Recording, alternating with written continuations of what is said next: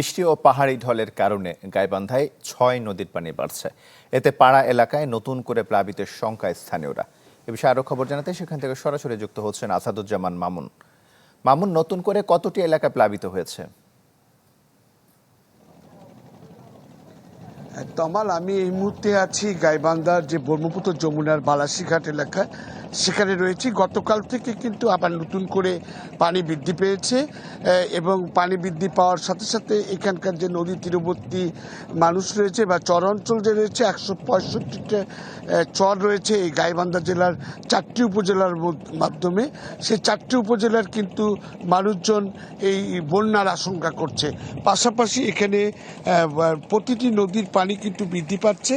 আমি পানি উন্নয়ন বোর্ডের কন্ট্রোল রুম থেকে যেটা সূত্র জানতে পেরেছি, ব্রহ্মপুত্র যমুনায় নগদ নিয়ে এলো হার নামানা হার অফার। সর্বনিম্ন ১০,০০০ টাকা রেমিটেন্স নগদে পাঠালে থাকছে স্বর্ণের হার জেতার সুযোগ। ১২ centimetre, Ghaghat ২৭ centimetre, Karatoya ৪১ centimetre, Teesta ৪০ centimetre এবং জেলায় গত ২৪ ঘন্টায় বৃষ্টিপাত হয়েছে ১৫ মিলিমিটার বৃষ্টিপাত হয়েছে। এর ফলে এই গাইবান্ধা জেলার যে সুন্দরগঞ্জ, গাইবান্ধা সদর, সাঘাট্টা, ফুলছড়ি এই ৪টি উপজেলা রয়েছে। এই ৪টি উপজেলার যে নদী, বড় বড় নদীগুলো যেটা রয়েছে নদ নদী, সেগুলো কিন্তু নদী ভাঙনের কবলে আবার পড়ার আশঙ্কা দেখা দিয়েছে। একবার যেহেতু যখন পানি বাড়ে তখন একবার নদী ভাঙন শুরু হয় এবং আপনার যখন পানি কমে তখন কিন্তু আরেকবার ভাঙনের সৃষ্টি হয়। তো এখানকার এলাকাবাসীর সাথে কথা বলে যেটা আমি জানতে পেরেছি, তারা বলছে যে এখানে অবৈধভাবে বালু উত্তোলনের ফলে বড় বড় ডেজার মেশিন দিয়ে বালু উত্তোলনের ফলে কিন্তু এই নদী ভাঙনটা দেখা দেয়।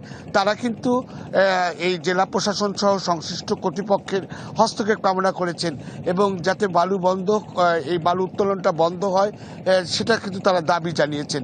পাশাপাশি যে চরাঞ্চল বা নদী তীরবর্তী যে বাদাম রয়েছে, তিল রয়েছে, পটল, বেগুন রয়েছে, এগুলো কিন্তু সবজি এখনো সেভাবে তলিয়ে যায়নি।